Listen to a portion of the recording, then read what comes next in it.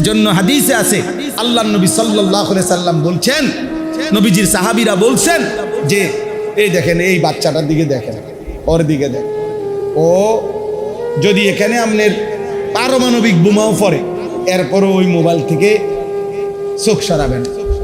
এমন মনোযোগ দিয়ে দেবে, এমন ওই জন্য জমিদার এমনভাবে হেলান দিয়ে বসছে, এখানে এতগুলো বয়স্ক মানুষ, এতটা ছোট বাচ্চার কোনো ফিকির নেই।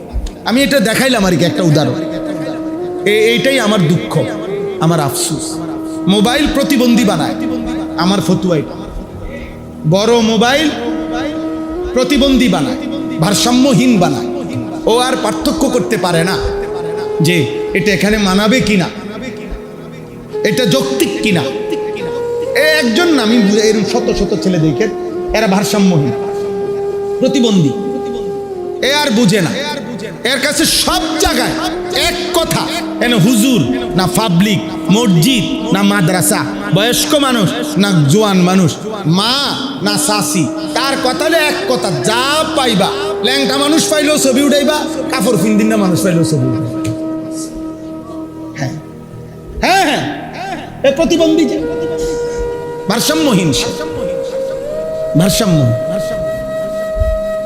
হ্যাঁ, আপনি দেখেন না, আপনি এখানে একজন পাগল দেখেন যে কোনোখানে, যে উলঙ্গ যদি কোনো পাগল থাকে তো কাপড় পরা এরকম আরো পাগল দেখবেন চারিদিকে দাঁড়াইয়া ভিডিও করতেছে, লাইভ চলতেছে, লাইভ। এই সেদিন পত্রিকা আসছে না এই খবরটা, ওই বেচারা অ্যাক্সিডেন্টে তার স্ত্রী, তার একটা বাচ্চা মেয়ে মারা গেছে। এই বেচারা তার বিবিকে কাঁধে নিছে, মৃত মহিলার লাশটা, বাচ্চাটাকে এদিক দিয়ে বুকে জড়ায়া ধরছে, আরেকটা জীবিত বাচ্চা পিছনে কাপড়টা ধরে রাখছে। এইভাবে লোকটা যাইতেছে, শত শত মানুষ ছবি তুলতেছে।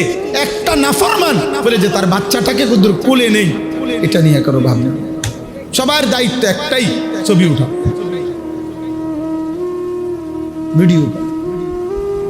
এর মানে কি? প্রতিবন্ধী। এর মানে তার সিরা ভারসাম্যহীন, মানসিক ভারসাম্যহীন।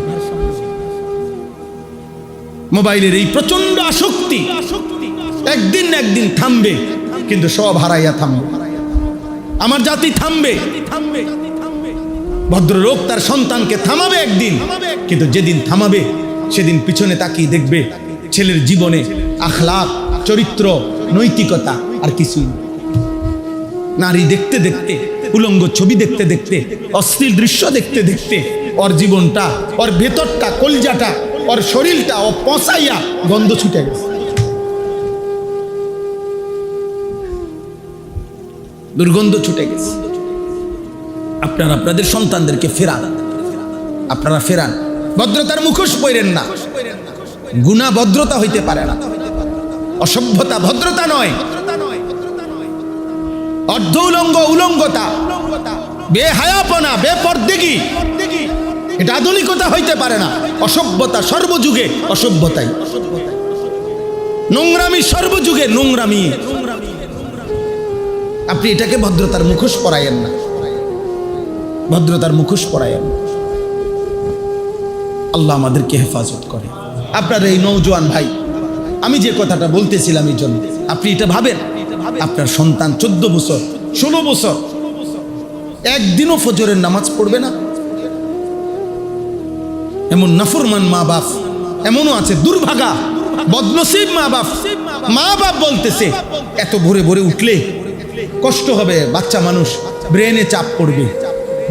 ব্রেন আপনার আব্বার, ব্রেন আপনার আব্বার, হ্যাঁ, ব্রেন ডাক্তারের আব্বার। ডাক্তারের বাপের ক্ষমতা আছে নাকি এটা বলার? ডাক্তার এই সিদ্ধান্ত দিবে কেন? ডাক্তার এই সিদ্ধান্ত দিবে কেন? মুসলমানের সন্তান নামাজ পড়বে না, আপনি কোন ডাক্তার থেকে এই ফয়সালা নিছেন? আমি নির্দিষ্ট ডাক্তারকে বলতেছি না, মানে বুঝাইলাম। যদি বলেন আপনি যে ডাক্তারে বলছে, বলে আপনার পায়ে সমস্যা, পায়ে ব্যথা, আপনার পায়ে অসুবিধা, আপনার ডাক্তার সাহেবের কাছে বলার সাথে সাথে উনি সিল বানায় নিছে, কাট করে সিল মেরে দিছে, চেয়ারে বসে নামাজ পড়বেন। ডাক্তারের বাপের ক্ষমতা নাই এটা বলার, কোন ডাক্তারের এই অধিকার নাই। আমি চ্যালেঞ্জ করলাম, চেয়ারে বসে নামাজ পড়া আর প্যারাসিটামল লেখা এক কথা না। চেয়ারে বসে নামাজ পড়া এটা ইসলামের বিধান। নামাজ পড়া এটা ইসলামের কি বিধান। আর নামাজের মধ্যে দাঁড়ানো এটা ফরজ। এই ফরজ আপনি ছেড়ে দিতে হইলে সুনির্দিষ্ট কারণ দেখিয়ে ওলামায়ে কেরাম থেকে, মুফতি সাহেব থেকে ফতোয়া নিতে হবে আপনাকে, ফতোয়া। আমি বলি, আবারও বুঝেন, চেয়ারে বসে নামাজ পড়া হারাম না। আবার বলতেছি, বুঝছেননি কথা? চেয়ারে বসে নামাজ পড়া কি নয়? হারাম নয়। কিন্তু শুধু ডাক্তারের সিদ্ধান্তে নামাজ পড়লে ওই নামাজ হবে না। ডাক্তারের এটা অধিকার নেই, এটা একটা ফতোয়া, এটা প্যারাসিটামল না। কথা বুঝেন নাই আমার? চেয়ারে বসে নামাজ পড়বে লোকটা, না বসে নামাজ পড়বে না দাঁড়াইয়া পড়বে, এটা কি ওষুধ না ফতোয়া? এটা শরীয়তের একটা মাসালা না? তো এই মাসালা আর ওষুধ কি বরাবর হয়ে গেল? তো উনি এই সিল মারলো কেন? উনি যে প্রথমেই সিলিটা মাইরা দেয় চেয়ারে বসে নামাজ পড়বে, এই অধিকার ওনাকে কে দিল? কথা বলেন। আমি তো ওষুধ লিখি না, কারণ আমি তো এই বিষয়টা বুঝি না। তো উনি এই বিষয়টা বোঝে না, উনি এটা লিখবে কেন? হ্যাঁ, উনি এটা বলতে পারে, আপনার পায়ের যেই অবস্থা মনে হচ্ছে চেয়ারে বসে নামাজ পড়লে আপনার সুবিধা হইতে পারে, আপনি একজন নির্দিষ্ট মুফতি সাহেব থেকে আমার এই প্রেসক্রিপশন হালাত আপনি শুনান। উনি বলবে, মুফতি সাহেব বলবে। অবশ্যই কোনো আলেমে দ্বীনের সাথে ফতোয়া নিতে হয়, এবং জানতেন কোনো হুজুরের কাছ থেকে নিলে হইতো না। উনি নির্ভরযোগ্য মুফতি হইতে হবে। যে কোনো হুজুর ওই ফতে অটোর মধ্যে বইয়া, কি হুজুর আপনি কি কন? আচ্ছা সালাইয়া নেন। হ্যাঁ, হুজুরে বলছে, কোনানে কইছে মিয়া? অটোতে, অটোর মধ্যে এক জায়গায় কান্দির পাড় যাইতেছিলাম, হঠাৎ অটোতে হুজুর একজন দেখা হয়েছে। অটো হুজুর না, না অটো হুজুর দিয়ে হইতো না, মুফতি হুজুর হইতে হইবে। সিএনজি হুজুর হইলে হবে না। কথা বুঝেন নাই? আপনি নির্ভরযোগ্য আলেমের কাছে যে আপনার হালাত বলতে হবে, আপনার হালাত বলতে হবে। আল্লাহ আমাদেরকে বুঝার তৌফিক দান করুন। তাইলে দয়া করে আল্লাহর ওয়াস্তে মুসলমানের সন্তানদেরকে, মুসলমানের বাবা ফজরের নামাজে অভ্যস্ত হবে। বলেন ইনশাআল্লাহ। ফজরের নামাজ দামি নামাজ, ফজরের নামাজ দামি নামাজ। ফজরবিহীন ঈমান পূর্ণ হয় না। ফজরের নামাজ বিশ্বাস করেন, এই কোরআন হাতে ধরে বললাম, ফজরের নামাজে অনুপস্থিত যেই মুসল্লি, আল্লাহ নবী সাল্লাল্লাহু আলাইহি সাল্লামের জামানায় সাহাবাদের কাছে এটা একেবারে শতসিদ্ধ প্রসিদ্ধ নিয়ম ছিল। সাহাবায়ে কেরাম ফজরের অনুপস্থিত মুসল্লিকে যদি অসুস্থ না হইতো তাহলে মুনাফিক বলতেন। কসম খোদা, যদি রোগাক্রান্ত না হতো তোনারা বলতেন আমরা তাকে মুনাফিকই ভাবতাম। ফজরের নামাজ, ইজা ফাকাদনাল ইনসানা ফি সালাতি সুবহি আসানা বিহি যান, হযরত আব্দুল্লাহ ইবনে ওমরের riwayat। আমরা যখন কাউকে আমাদের জামানায় ফজরে অনুপস্থিত দেখতাম, আমরা তার ব্যাপারে দুইটি ধারণা করতাম, হয় অসুস্থ নয় মুনাফিক, নয় মুনাফিক, নয় মুনাফিক। পৃথিবীর কোনো কিতাবে নাই জুমার নামাজ ঈমান, মুমিন না মুনাফিক, এই পার্থক্যের চিহ্ন জুমার নামাজ না। জুমার নামাজের ফজিলত অনেক, অনেক ফজিলত, অনেক ফজিলত, অনেক ফজিলত, অনেক ফজিলত। জুমার দিনের ফজিলত, জুমার নামাজের ফজিলত। নবীজি বলছে 3 জুমা পর পর যার ছুটে যায় সে যেন ঈমান থেকে খারিজ হয়ে যায়। কথা বুঝছেন? এটা আলাদা বিষয়, কিন্তু আপনি মুমিন নাকি মুনাফিক এটা পার্থক্যের চিহ্ন হলো ফজরের নামাজ। ফজরের নামাজ, ফজরের নামাজ, ফজরের নামাজে মুমিনের হাজিরা হয়, ফজরের নামাজে মুনাফিক বঞ্চিত। এই জন্য ফজরের বাতাস, ভোরের হাওয়া মুনাফিক মুক্ত হাওয়া।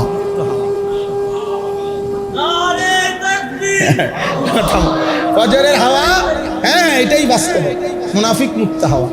ফজরের ওয়াক্তে শুধু মুমিন জাগে, মুনাফিক জাগে না, মুশরিক জাগে না, বেঈমান জাগে না, জাগে শুধু ঈমানদার। যে কয়জন টিকছে খালেস পিওর মুমিন টিকছে।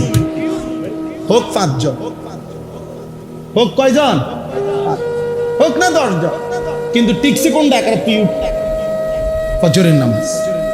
ফজরের নামাজ মুমিনের নামাজ, ফজরের নামাজ মুমিনের নামাজ। দয়া করে নিজের ইমানের হেফাজত করেন।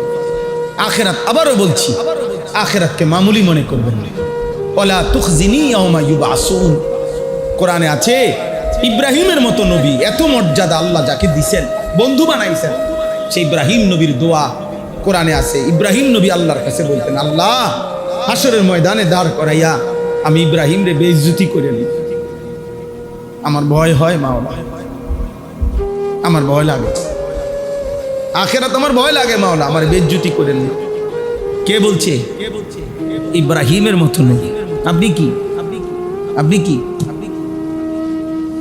নবী সাল্লাল্লাহু আলাইহি সাল্লাম, আপনি জিজ্ঞাসা করেন উলামায়ে কেরামকে, আল্লাহ নবী সাল্লাল্লাহু আলাইহি সাল্লাম 5 ওয়াক্ত নামাজের পরে নবীজির মর্যাদা আখিরাতে কি পরিমাণ, কি পরিমাণ মর্যাদা নবীর। ওয়ালাল আখিরাতু খায়রুল লাকা মিনাল উলা, আল্লাহ বলছে বন্ধু কসম করে বলি, দুনিয়াতে আমি আপনাকে যত মর্যাদা দিছি তার চাইতে কোটি গুণ বেশি আখিরাতে রাখছি। আপনার দুনিয়ার সম্মানের চাইতে বেশি সম্মান আপনার জন্য আমি রাখছি কোথায়? আখিরাত। আখিরাত নবীজিকে আল্লাহ তাআলা আখিরাতে অসংখ্য স্পেশালি মর্যাদা নবীজির জন্য আল্লাহ বরাদ্দ রাখছেন। আনা আউয়ালু খাতিবুহুম, নবীজি বলছেন আমি হাসরের ময়দানে প্রথম কথা আল্লাহর সামনে আমি বলবো। আনা আউয়ালু মান ইয়াশফাউ, সর্বপ্রথম আল্লাহর নিকট আমি সুপারিশ করব। আনা আউয়ালু শাফিঈন আউয়ালু মুশাফফাইন, আল্লাহ প্রথম আমার সুপারিশ শুনবে। আমি সর্বপ্রথম আল্লাহর কুদরতি কদমে হাসরের ময়দানে সেজদা দিব। আল্লাহর প্রশংসার বাক্য সর্বপ্রথম হাসরের ময়দানে আমি মুহাম্মদী পাঠ করব। আমার হাতে সর্বপ্রথম আল্লাহ প্রশংসার পতাকা আল্লাহ আমার হাতে দিবেন। সমস্ত আম্বিয়া আমার পতাকার নিচে আইসা দাঁড়া, জান্নাতের দরজা আমি করা নাড়ব। এত সম্মান, এত মর্যাদা যাকে আল্লাহ তাআলা দান করছেন, খোদার কসম সেই নবী 5 ওয়াক্ত নামাজের পরে নবীজি যে দোয়াগুলো পড়তেন, এর মধ্যে একটা দোয়া এটা ছিল, প্রত্যেক দিন তিনি 5 ওয়াক্ত নামাজের পরে বলতেন, আল্লাহুম্মা হাসিবনি হিসাবান ইয়াসীরা, আয় করিম মাওলা, এত মর্যাদা, এত সম্মান আপনি আমাকে দিবেন বলছেন, আমি জানি, আমি শুনছি, তবু আমার ভয় হয়, আমার হিসাব সহজ করে দিয়েন। খুদ রাসূল সাল্লাল্লাহু আলাইহি ওয়াসাল্লাম হাসিবনি, এটা এক বচনের শব্দ। কয় বচন? আল্লাহুম্মা হাসিবনি হিসাবান ইয়াসীরা, আল্লাহ বন্ধুর হিসাবটা সহজ করে দিয়েন। হযরত আয়েশা রাদিয়াল্লাহু তাআলা আনহা বলেন, ইয়া রাসূলুল্লাহ মাল হিসাবুল ইয়াসীর, সহজ হিসাব বলতে মানে কি? নবীজির বিবি জিজ্ঞেস করছেন, আল্লাহর নবী বলেন আল্লাহ আরাজু ফাকাত। নবীজি বলছেন, আয়েশা হাসরের ময়দানে আমল নামা হাতে নিয়ে আল্লাহর সামনে প্রত্যেককেই যেতে হবে, প্রত্যেকেই একজন একজন করে আমল নামা সামনে নিয়ে হাতে নিয়ে আল্লাহর সামনে মুখোমুখি হবে। এই মুখোমুখি হলে আমল নামা এভাবে ধরলে যার দিকে তাকিয়ে শুধু কোনো পৃষ্ঠা না উল্টাইয়া আল্লাহ যার দিকে তাকাইয়াই বলবে ওকে আগে বাড়ো, এটাই একমাত্র সহজ হিসাব, সেই কেবল জান্নাতে যাবে।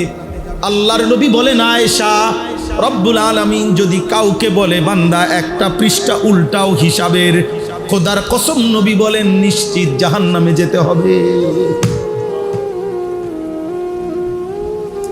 মান্নুকিশা উযিবা, যারই আল্লাহ হিসাব চাইবে তারই আযাব হবে। যাকে বলবে পৃষ্ঠা উল্টাও, সে বলবে আমি শেষ, সে বলবে আমি শেষ, ফেরেশতারা বলবে তুমি শেষ। হ্যাঁ, এটাই হলো হিসাব ইয়াসীর। আল আরাজ, আরাজ মানে পেশ করা, পেশ করা মানে সামনে শুধু ফাইলটা কি করছে, তুলে ধরছে, আর আল্লাহ তাআলা তাকাইয়ে বলছে ওকে আগে বাড়ো, ঠিক আছে, সে জান্নাত। আল্লাহ আমাকে মাফ করে, আল্লাহ আমাদের সবাইকে মাফ করে। আব্বা দিন মানেন আল্লাহকে, আল্লাহকে খাইয়া দাইয়া যে যেমন আছেন এত চালাকি মনে করি না, খাইয়া দাইয়া জন্তু জানোয়ার আমাদের চাইতে ভালো আছে, তারা ফরমালিন মুক্ত খানা খায়। জঙ্গলের প্রাণী শতভাগ ফরমালিন মুক্ত খাবার খায়। বাঘের খাবারে কোনো ফরমালিন নাই, বাঘে কোনোদিন ফাঙ্গাস তেলাপিয়া খায় না, বাঘে সবজি খায় না, ভেজিটেবল খায় না, প্রতিবেলাই গোশত খায়। প্রতিবেলায় গোস্ত খায়, প্রেশারেরও অসুবিধা হয় না, অ্যালার্জিরও অসুবিধা হয়, খাইয়ে চুরে লাইতে আছে খাই। বুঝেন না? দুনিয়া জানোয়ার আমাদের চাইতে বেশি ভোগ করে। দালান বিল্ডিং আব্বা, মানুষও থাকে জানোয়ারও থাকে। আমি এইবারও দেখছি কোরবানির আগে আঙ্কেলরে জিজ্ঞাসা করছি, আঙ্কেল দোতলায় এদিক দিয়ে কি? হুজুর আমি এনে কয়টা ছাগল পালতেছি। আমি মাশাআল্লাহ আঙ্কেল, মানুষ থাকে নিচতলায়, ছাগল থাকে দোতলায়। আল্লাহ পাক ইজ্জত দিলে কি না করতে পারে। আল্লাহ যদি সম্মান দেয়, ছাগলেও দোতলায় উঠে। আল্লাহর ইচ্ছা, আল্লাহ যারে ইচ্ছা সম্মান দেয় যারে। বুঝেন না? আঙ্কেলের দোতলার মধ্যে ছাগল থাকে, আঙ্কেল নিচতলায় থাকে। বাথরুমেও টাইলস লাগায়, বেডরুমেও টাইলস লাগায়। অতএব আহামরি কিছু না, এটা কিছুই না। দুনিয়া ধোঁকা, দুনিয়া তামাশা। আপনার দুনিয়া আপনার সন্তানরা ফেলে দিবে, অন্য কেউ না। আপনি যে ঘর ফার্নিচার, যে আসবাব আপনি সাজাইছেন, খুদার কসম 20 বছর পরে, 15 বছর পরে কবর থেকে আপনি আয়শা ফেরেশতার থেকে বলে, যদি সুযোগ থাকে আয়শা একবার দেখে যাইয়েন। আয়শা দেখবেন আপনার ঘরে আপনার সাজানো আসবাব ফার্নিচার কিচ্ছু নাই, নুনের বাটিও আর পাইতেন না। বলবে আব্বা এগুলো ওল্ড মডেল, এগুলো ফেলে দিছে, ইডিয়া রং চলে না, এগুলো আর চলে না। আমার আব্বারও তো কোনো 2015 সালে আব্বা ইন্তেকাল করছে। তাহলে আজকে 11 বছরে আমাদের ঘরে এখন আর আমার আব্বার স্মৃতি হিসেবে একটা লবণের বাটি দেখাইবার মতো জিনিসও আমাদের কাছে নেই। আমার আব্বা তো আপনাদের এখানেই ছিলেন, কুমিল্লা শহরে ঠাকুরপাড়া বড় মসজিদের ইমাম ছিলেন আমার আব্বা। 43 বছর আব্বা এক মসজিদে ইমাম ছিলেন, ঠাকুরপাড়া বড় মসজিদ। এই একটা প্রাইমারি স্কুল আছে ওইখানে, রামকৃষ্ণ স্কুল, এই স্কুলের অপোজিটে যে মসজিদটা, এই মসজিদের ইমাম ছিলেন আব্বা। আমি ওই স্কুলেরই ছাত্র। হ্যাঁ,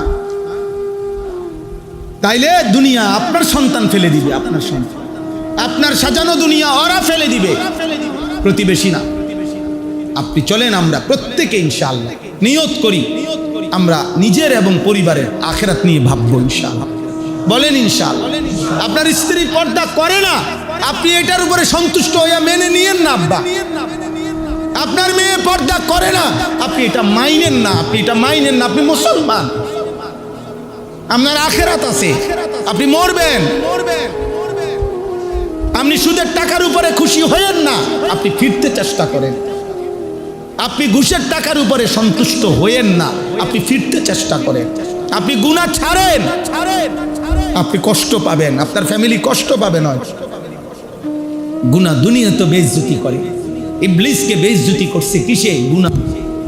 নূহ আলাইহিস সালামের কওমকে পানিতে ডুবাইছে কিসে? গুনাহ।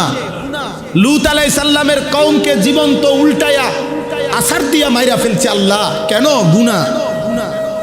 কারুন কেন ধ্বংস হইছে? গুনাহ।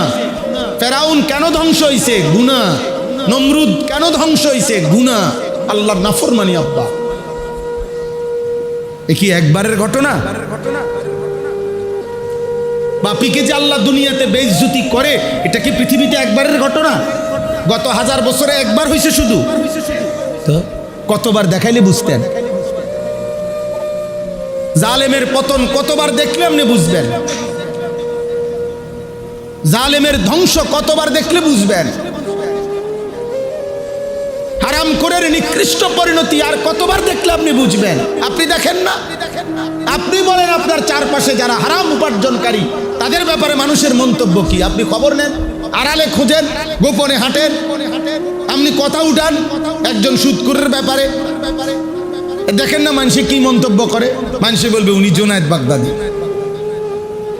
হ্যাঁ, মানুষে বলবে উনি বাইজিদ বুস্তামি স্বাস্থ্য ভাই, মানুষে ব্যাক, মানুষে ভাত খায় না, মানুষে ভাত খায় না, হ্যাঁ, আপনি শুধু ভাত খান, বাকি মানুষে চিরা খায়। উনি মনে করছে বোঝে না, মানুষে বোঝে না, হ্যাঁ না? আপনি যে ঘুষ খান এটা আমনে ছাড়া আর কেউ বোঝে না, কারণ আপনি তো শুধু ভাত খান, আমরা 3 বেলা বন দিয়া চা দিয়া খাই, আমরা বুঝি না। আপনি চালাকি করেন কেন? মনে রাখবেন আব্বা, আপনি যেমন মানুষ বুঝেও তেমন। বলেন এই কথাটা বলেন, কি কইছি?